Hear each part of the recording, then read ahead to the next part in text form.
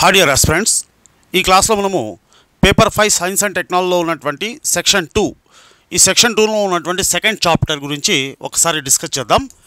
Second చాప్టర్లో concept of biotechnology అని అంటున్నాము. అదేవిధంగా applications of genetic engineering and stem cell research, biotechnology in agriculture, ఇందులో biofertilisers, biopesticides, biofuels, tissue culture, cloning and environment, that is biotechnology in environmental cleanup process అని ఒకసారి syllabus ఇచ్చాడు. So concept of biotechnology అంటున్నాం. So జీవ సాంకేతిక శాస్త్రం యొక్క భావన అని అంటాం దీన్ని. జీవ సాంకేతిక శాస్త్రం యొక్క భావన, కాన్సెప్ట్ ఆఫ్ బయోటెక్నాలజీ. అదేవిధంగా అప్లికేషన్స్ ఆఫ్ జెనెటిక్ ఇంజనీరింగ్, జన్యు ఇంజనీరింగ్ యొక్క అనువర్తనాలు, జెనెటిక్ ఇంజనీరింగ్ యొక్క అనువర్తనాలు. అదేవిధంగా స్టెమ్ సెల్ రీసెర్చ్ అంటున్నాడు. స్టెమ్ సెల్ రీసెర్చ్ అంటే మూలకణ పరిశోధన, స్టెమ్ సెల్ రీసెర్చ్. అదేవిధంగా బయోటెక్నాలజీ ఇన్ అగ్రికల్చర్, సో వ్యవసాయ రంగంలో జీవ సాంకేతిక శాస్త్రము. ఇందులో బయోఫర్టిలైజర్స్ అంటే జీవ ఎరువులు. అదేవిధంగా బయోపెస్టిసైడ్స్, జీవ క్రిమి సంహారకాలు. అదేవిధంగా బయోఫ్యూయల్స్, జీవ ఇంధనాలు. అదేవిధంగా టిష్యూ కల్చర్ అంటే కణజాల వర్ధనం. అదేవిధంగా క్లోనింగ్ ప్రక్రియ. వీటితో పాటుగా పర్యావరణంలో జీవ సాంకేతిక శాస్త్రం. ఇవి యూనిట్ 2లో చాప్టర్ 2లో ఇచ్చినటువంటి టాపిక్స్ అన్నమాట. సో ఫస్ట్ ఆఫ్ ఆల్ ఇక్కడ మనం కాన్సెప్ట్ ఆఫ్ బయోటెక్నాలజీ అంటున్నాం. ఈ కాన్సెప్ట్ ఆఫ్ బయోటెక్నాలజీలో మనకి ఏముంది అనేది ఒకసారి చూద్దాం. కాన్సెప్ట్ ఆఫ్ బయోటెక్నాలజీ అని అంటున్నాం. సో అసలు మనము ఈ కాన్సెప్ట్ ఆఫ్ బయోటెక్నాలజీ అనేటువంటి టాపిక్లో కాన్సెప్ట్ ఆఫ్ బయోటెక్నాలజీ, సో జీవ సాంకేతిక శాస్త్రం యొక్క భావన అని అంటాం. జీవ సాంకేతిక శాస్త్రం, దీని యొక్క భావన. ఈ కాన్సెప్ట్ ఆఫ్ బయోటెక్నాలజీలో మనం ఏ అంశాలు చదవాలి? సో ఫస్ట్ ఆఫ్ ఆల్ ఇక్కడ what is meant by biotechnology? So biotechnology అంటే జీవ సాంకేతిక శాస్త్రం అని అంటారు. జీవ సాంకేతిక శాస్త్రం, దాని యొక్క నిర్వచనం. అదేవిధంగా ఈ బయోటెక్నాలజీలో టైప్స్ ఆఫ్ బయోటెక్నాలజీ అంటే వాటి యొక్క ఆరిజిన్ని ఆధారంగా చేసుకొని, అంటే బయోటెక్నాలజీ యొక్క అభివృద్ధి దశలను ఆధారంగా చేసుకొని బయోటెక్నాలజీని మనము 2 రకాలుగా విభజించడం జరిగింది. ఒకటి ట్రెడిషనల్ బయోటెక్నాలజీ, అదేవిధంగా మోడర్న్ బయోటెక్నాలజీ. ట్రెడిషనల్ బయోటెక్నాలజీ అంటే దీన్ని సాంప్రదాయక జీవ సాంకేతిక శాస్త్రం అని అంటారు. అంటాం. ఇక మోడర్న్ బయోటెక్నాలజీ అంటే ఆధునిక జీవ సాంకేతిక శాస్త్రం అని అంటాం.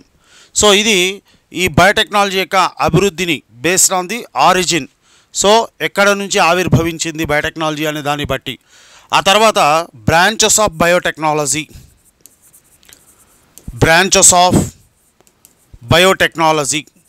సో జీవ సాంకేతిక శాస్త్రం యొక్క శాఖలు.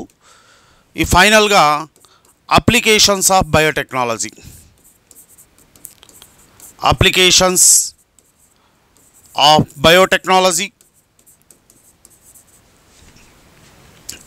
జీవ సాంకేతిక శాస్త్రం యొక్క అనువర్తనాలు, లేదా దీన్నే మనము స్కోప్ ఆఫ్ బయోటెక్నాలజీ అని కూడా చెప్పుకోవచ్చు. Scope of biotechnology. సో ఈ అంశాలు మనం ఇక్కడ కాన్సెప్ట్ ఆఫ్ బయోటెక్నాలజీ అనేటువంటి టాపిక్స్ పైన మనము జీవ సాంకేతిక శాస్త్రం యొక్క భావన అంటున్నాం. అసలు బయోటెక్నాలజీ అంటే ఏంటి? What is meant by biotechnology? జీవ సాంకేతిక శాస్త్రం అనగానేమి? తర్వాత based on the origin how the biotechnology have been classified. So that is traditional biotechnology and modern biotechnology. సాంప్రదాయక జీవ సాంకేతిక శాస్త్రం అంటే ఏంటి, ఆధునిక జీవ సాంకేతిక శాస్త్రం అంటే ఏంటి, దాంతోపాటుగా బ్రాంచెస్ ఆఫ్ బయోటెక్నాలజీ, బయోటెక్నాలజీ యొక్క శాఖలు, వివిధ రంగాల్లో మనం బయోటెక్నాలజీ ఏ విధంగా అనువర్తిస్తున్నామనే దాన్ని బట్టి వాటిని డిఫరెంట్ బ్రాంచెస్గా డివైడ్ చేయడం జరిగింది. ఆ తర్వాత మనకు అప్లికేషన్స్ ఆఫ్ బయోటెక్నాలజీ అంటున్నాం. జీవ సాంకేతిక శాస్త్రం యొక్క అనువర్తనాలు, వివిధ రంగాల్లో ఉన్నటువంటి అనువర్తనాలు లేదా స్కోప్ ఆఫ్ బయోటెక్నాలజీ అని అంటున్నాం. ఇవి కాన్సెప్ట్ ఆఫ్ బయోటెక్నాలజీ అనేటువంటి టాపిక్లో మనము డిస్కస్ చేయాల్సి ఉంటుంది. ఆ తర్వాత నెక్స్ట్ టాపిక్ తీసుకుంటే, సో నెక్స్ట్ టాపిక్ మనకు జెనెటిక్ ఇంజనీరింగ్ అని అన్నాడు. సో జెనెటిక్ ఇంజనీరింగ్,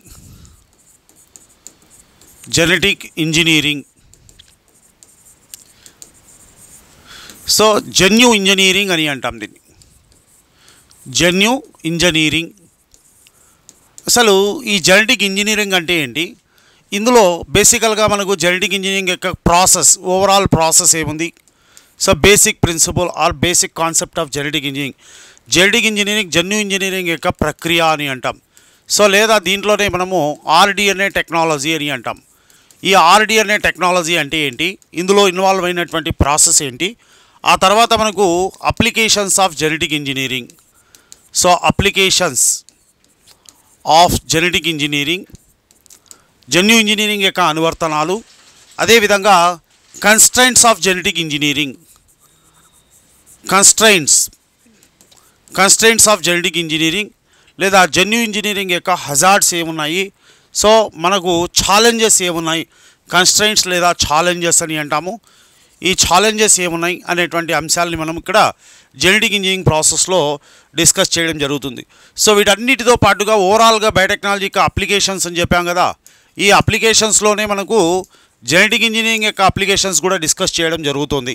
సో అంటే ప్రజెంట్ డెవలప్ అయినటువంటి కొత్త టెక్నిక్స్, వాటి యొక్క అనువర్తనాలు ఏమున్నాయి అనేటువంటి అంశాలన్నింటినీ కూడా మనము ఈ జెనెటిక్ ఇంజనీరింగ్ అనేటువంటి టాపిక్లో డిస్కస్ చేయడం అనేది జరుగుతుంది. ఆ తర్వాత next topic stem cell research అన్నాడు. స్టెమ్ సెల్ రీసెర్చ్ అని అన్నాడు. స్టెమ్ సెల్ రీసెర్చ్ అంటే మూలకణ పరిశోధన అని అంటారు. మూలకణ పరిశోధన. సో బేసికల్గా ఈ మూలకణ పరిశోధన అనేటువంటి టాపిక్లో మనం అసలు మూలకణాలు అంటే ఏంటి, వాట్ ఆర్ స్టెమ్ సెల్స్ అంటే ఏంటి, మూలకణాలు అంటే ఏంటి, వాటి యొక్క రకాలు, టైప్స్ ఆఫ్ స్టెమ్ సెల్స్, వీటితో పాటుగా మాకు applications of stem cells, so వాటి యొక్క అనువర్తనాలు. ముఖ్యంగా మనకు ఇందులో ఎంబ్రియానిక్ స్టెమ్ సెల్స్ అనేటివి వస్తాయి. ఎంబ్రియానిక్ స్టెమ్ సెల్స్ అంటే పిండస్థ మూలకణాలు అని అంటారు. పిండస్థ మూలకణాలు. అసలు ఈ పిండస్థ మూలకణాలు ఉపయోగించడంలో మనకు ఉన్నటువంటి ఛాలెంజెస్ ఏంటి, ఓకే, సవాళ్ళు ఏంటి అనేటువంటి విషయాల్ని, ఎందుకు ఎంబ్రియానిక్ స్టెమ్ సెల్స్ ఉపయోగించడంలో మనకు సవాళ్ళు ఎదురవుతున్నాయి అనేటువంటి అంశాలు, వాటితో పాటుగా భారతదేశంలో సో స్టెమ్ సెల్ రీసెర్చ్ ఏ విధంగా ఉంది, వాటి యొక్క అప్లికేషన్స్ ఏమున్నాయి, so what are stem cells, how many types of stem cells are there, applications of stem cell research in India, okay, what are the challenges faced when you use this embryonic stem cells. So embryonic stem సెల్స్ని use చేయడం వల్ల మనకు ఎదురయ్యేటువంటి challenges ఏంటి అని. వీటితో పాటుగా మనకు biotechnology in agriculture అని అన్నాడు. సో బయోటెక్నాలజీ ఇన్ అగ్రికల్చర్ తీసుకుంటే ఇక్కడ బయోటెక్నాలజీ ఇన్ అగ్రికల్చర్, వ్యవసాయ రంగంలో జీవ సాంకేతిక శాస్త్రం, వ్యవసాయ రంగంలో జీవ సాంకేతిక శాస్త్రం అని అంటారు. అసలు ఈ వ్యవసాయ రంగంలో మనకు జీవ సాంకేతిక శాస్త్రంని, సో బయోటెక్నాలజీని మనము అగ్రికల్చర్లో ఏ విధంగా యూజ్ చేస్తున్నాము, what are the applications of biotechnology in agriculture. So వీటిలో స్పెసిఫిక్గా మనము కొన్ని టాపిక్స్ మెన్షన్ చేయడం జరిగింది. Say for example bio fertilizers అని అంటున్నాడు. బయో ఫర్టిలైజర్స్, సో వీటిని జీవ ఎరువులు అని అంటారు. జీవ ఎరువులు. అదేవిధంగా బయోపెస్టిసైడ్స్ జీవ క్రిమి సంహారకాలు, జీవ క్రిమి సంహారకాలు, దీంతో పాటుగా బయోఫ్యూయల్స్ అంటే జీవ ఇంధనాలు. సో ఈ ఓవరాల్గా ఇచ్చినటువంటి టాపిక్స్లో ఇక్కడ జీవ ఎరువులు, what are biofertilisers, how many types of biofertilisers are there, what are the advantages and disadvantages of the biofertilisers, so what are the government initiatives for promoting organic farming or government initiatives for the use of biofertilisers. So జీవ ఎరువులు అంటే ఏంటి, అవి ఎన్ని రకాలుగా ఉన్నాయి, వాటి యొక్క మనకు అడ్వాంటేజెస్ ఏమున్నాయి, అదేవిధంగా డిసడ్వాంటేజెస్ ఉపయోగాలు ఏమున్నాయి, లాభాలు నష్టాలు అంటాం. అదేవిధంగా మనకు సేంద్రియ వ్యవసాయాన్ని ప్రోత్సహించడంలో లేదా ఈ జీవ ఎరువులు, జీవ క్రిమి సంహారకాల యొక్క ఉపయోగంలో ప్రభుత్వం యొక్క పాత్ర ఏంటి, ప్రభుత్వం ఏ విధమైనటువంటి చర్యలు తీసుకుంటుంది అనేటువంటి అంశాలన్నీ కూడా మనం ఇక్కడ డిస్కస్ చేయడం జరుగుతుంది. అదేవిధంగా biofuels, how many types of biofuels ఉన్నాయి, అదేవిధంగా ఆ బయోఫ్యూయల్స్ని ఉత్పత్తి చేయడంలో ఇన్వాల్వ్ అయినటువంటి ప్రాసెస్ ఏంటి, మనకు బయోఫ్యూయల్స్ సంబంధించినటువంటి పాలసీస్, విధానాల్ని గవర్నమెంట్ ఇనిషియేట్ చేయడం జరిగింది. ఏ విధమైనటువంటి చర్యలు అంటే ఈ జీవ ఇంధనాల ఉపయోగాన్ని, వాడకాన్ని మనం ప్రోత్సహించడానికి కోసం ప్రభుత్వం ఎటువంటి చర్యలు తీసుకుంటుంది అనేటువంటి అంశాలన్నింటినీ కూడా మనం ఇక్కడ డీటెయిల్గా చదవాల్సి ఉంటుంది. ఆ తర్వాత మనకు బయోటెక్నాలజీ ఇన్ ఎన్విరాన్మెంట్ అని అన్నాడు. సో బయోటెక్నాలజీ ఇన్ ఎన్విరాన్మెంట్, పర్యావరణంలో జీవ సాంకేతిక శాస్త్రం అని అన్నాడు. సో పర్యావరణంలో జీవ సాంకేతిక శాస్త్రం అని అంటారు. సో ఇక్కడ మనకు ఈ పర్యావరణ రంగంలో జీవ సాంకేతిక శాస్త్రం అనేది ఏ విధంగా ఉపయోగపడుతుంది, ముఖ్యంగా మనకు బయోరెమిడియేషన్ అనేటువంటి ప్రాసెస్ ఉంది. బయోరెమిడియేషన్, సో ఈ బయోరెమిడియేషన్ అంటే ఏంటి, ఎన్ని రకాల బయోరెమిడియేషన్స్ ఉన్నాయి, మనం ఏ టైప్ ఆఫ్ స్ట్రాటజీస్ని ఫాలో అవుతున్నాం ఎన్విరాన్మెంట్ని క్లీనప్ చేయడానికి కోసం, పర్యావరణ పరిరక్షణ కోసం మనము బయోటెక్నాలజీని ఏ విధంగా వినియోగించుకుంటున్నాం అనేటువంటి అంశాలన్నింటినీ కూడా కాస్త డీటెయిల్గా చదవాల్సి ఉంటుంది. సో ఇది ఓవరాల్గా మనకు సెక్షన్ 2లో చాప్టర్ 2 యూనిట్ 2లో అంటే కాన్సెప్ట్ ఆఫ్ బయోటెక్నాలజీ అనేటువంటి చాప్టర్లో ఇచ్చినటువంటి వివిధ రకాలైనటువంటి టాపిక్స్ అండి. సో ఈ టాపిక్స్ని మనం కాస్త కాన్సెప్టువల్గా చదువుకోవాలా, అదేవిధంగా అనలైటికల్గా కూడా చదవాల్సి ఉంటుంది. సో ఫస్ట్ ఆఫ్ ఆల్ ఇక్కడ మనకు బయోటెక్నాలజీ అంటే ఏంటి, ఆ బయోటెక్నాలజీని మనము వాటి యొక్క ఆరిజిన్ని బేస్ చేసుకొనేసి ఏ విధంగా అభివృద్ధి చెందింది అనేటువంటి విధానాన్ని ఆధారంగా చేసుకొని బయోటెక్నాలజీని మనం ఏ విధంగా డివైడ్ చేశాము, ఏ విధంగా విభజించినాము అనేటువంటి అంశాల గురించి ఫస్ట్ ఒకసారి డిస్కస్ చేద్దామండి. సో ఫస్ట్ ఆఫ్ ఆల్ ఇక్కడ మనకు బయోటెక్నాలజీ అని అంటున్నాం. So what is biotechnology? యాక్చువల్గా మనము ఈ బయోటెక్నాలజీ జీవ సాంకేతిక శాస్త్రం అని అంటారు. జీవ సాంకేతిక శాస్త్రం అని అంటాం. అసలు బయోటెక్నాలజీ అంటే ఏంటి? So actually the term biotechnology is new one, but the process involved in the biotechnology is traditional. It is as old as human civilisation.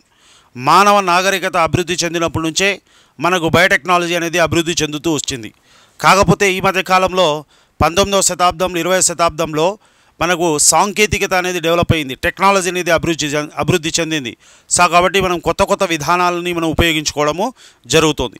First of all ఇక్కడ మనకు బయోటెక్నాలజీ అంటే ఏంటి, what is meant by biotechnology? ఇక్కడ మనకు బయోటెక్నాలజీలో 2 terminologies ఉన్నాయి చూడండి. Bio అనేది ఒకటి, బయోస్ అంటాము, అదేవిధంగా టెక్నాలజీ అని అంటాం. బయోస్ అండ్ టెక్నాలజీ 2 పదాలు ఉన్నాయి. So what is meant by bios means life or living అని అంటాం. బయోస్ అంటే జీవము లేదా జీవులు అని అర్థం. ఇక టెక్నాలజీ అంటున్నాం. Technology means it is an application. Technology అంటే అప్లికేషన్. సో టెక్నాలజీ అంటే సాంకేతికత లేదా దీన్నే మనము అనువర్తించడం అని అంటారు. అనువర్తించడం. So here in biotechnology we have 2 words. One is bios means life or living. So technology means application. So bios అంటే జీవము, సాంకేతికత టెక్నాలజీ అంటే అనువర్తించడం అని అర్థం. So what is meant by biotechnology?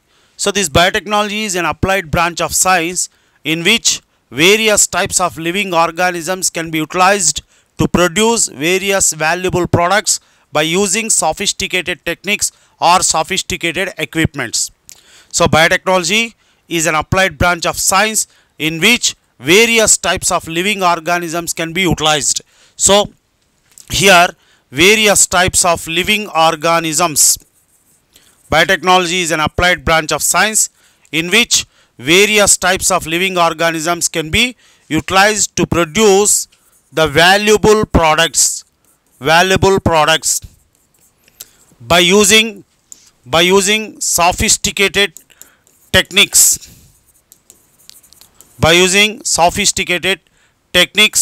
or by using sophisticated equipment.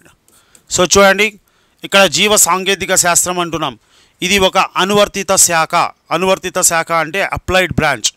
ఇందులో మనం వివిధ రకాలైనటువంటి జీవులను కొన్ని సాంకేతిక పద్ధతుల ద్వారా ఉపయోగించుకొని మనకు కావలసినటువంటి ఉత్పత్తులను పొందుతున్నాము.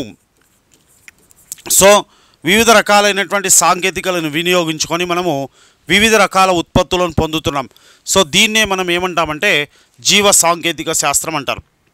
జీవ సాంకేతిక శాస్త్రం అంటే వివిధ రకాల సాంకేతిక పద్ధతుల ద్వారా లేదా సున్నితమైనటువంటి పరికరాలను ఉపయోగించుకొని జీవులను మన అవసరాలు తీర్చుకోవడానికి కోసం, సో మనకు కావాల్సిన అనేక రకాల ఉత్పత్తులను పొందడానికి కోసము వినియోగించుకునేటువంటి ఒక అనువర్తిత శాఖ.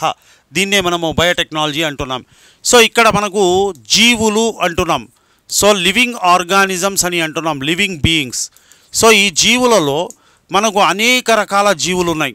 అవి మొక్కలు కావచ్చు, ప్లాంట్స్, సో జంతువులు,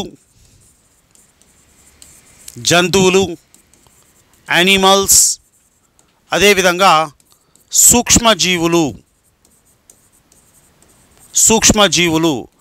సో మైక్రో ఆర్గానిజమ్స్. సో వీటన్నింటినీ కూడా మనము ఉపయోగించుకొని వివిధ రకాల సాంకేతిక పద్ధతులను వినియోగించుకొని మనకు కావాల్సినటువంటి ఉత్పత్తులను పొందుతున్నాం. సో దీన్నే మనం ఏమంటున్నామంటే బయోటెక్నాలజీ అంటున్నాం. So simply we can say that biotechnology is an applied branch of science in which various types of living organisms can be used to produce various valuable products by using sophisticated technologies or techniques or equipments. So జీవులను మానవాళికి అనుకూలంగా వినియోగించడం, మానవ సంక్షేమానికి మానవాళికి అవసరమయ్యేటువంటి ఉత్పత్తులను పొందడానికి కోసం జీవులను సాంకేతిక పద్ధతుల ద్వారా వినియోగించుకునేటువంటి ఒక అనువర్తిత శాఖనే మనం జీవ సాంకేతిక శాస్త్రం అని అంటున్నాం. సో బేసికల్గా ఇప్పుడు మనం ఈ జీవ సాంకేతిక శాస్త్రం తీసుకుంటే ఈ జీవులను మనం వివిధ రంగాలలో వినియోగించడం జరుగుతుంది. సో అంటే బయోటెక్నాలజీ అనేది ఉంది. ఈ బయోటెక్నాలజీని మనము వివిధ రంగాలలో వినియోగించుకోవడం జరుగుతుంది.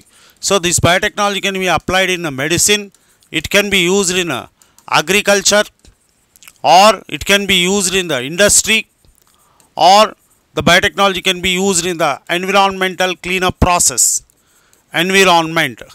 సో అంటే ఈ జీవ సాంకేతిక శాస్త్రాన్ని లేదా జీవులను మనము వైద్య రంగంలో వినియోగిస్తున్నాం. అదేవిధంగా వ్యవసాయ రంగంలో వినియోగిస్తున్నాం. అదేవిధంగా పారిశ్రామిక రంగంలో వినియోగిస్తున్నాం.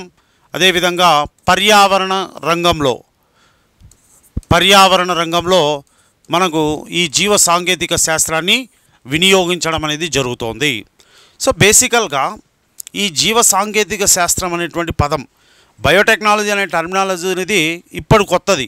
కానీ మనము బయోటెక్నాలజీ అనేది మానవ నాగరికత అభివృద్ధి చెందినప్పటి నుంచే బయోటెక్నాలజీ ఉంది అని చెప్పవచ్చు. అంటే మనకు this biotechnology is as old as human civilisation.